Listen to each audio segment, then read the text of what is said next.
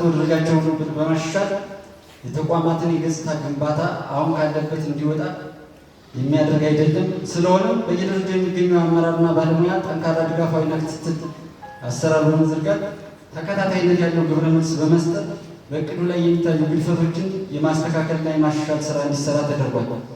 በአጠቃላይ በ2018 በጀት ዓመት ከወረዳ እስከ ትምህርት ቤት ድረስ ያሉ ሁሉም ተቋማት እቅድ እንዲኖራቸው ማድረግና ከላይ የተዘረዘሩትን የጥራት ጉድለቶች የሚፈታ እቅድ ማዘጋጀት ይጠበቃል።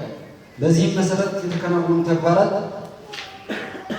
በዞኑ የመነሻ እቅድ መሰረት የ2018 በጀት ዓመት እቅድ በማዘጋጀት ለሚመለከተው ባለድርሻ አካላት በወቅቱ ማድረስ ተችሏል።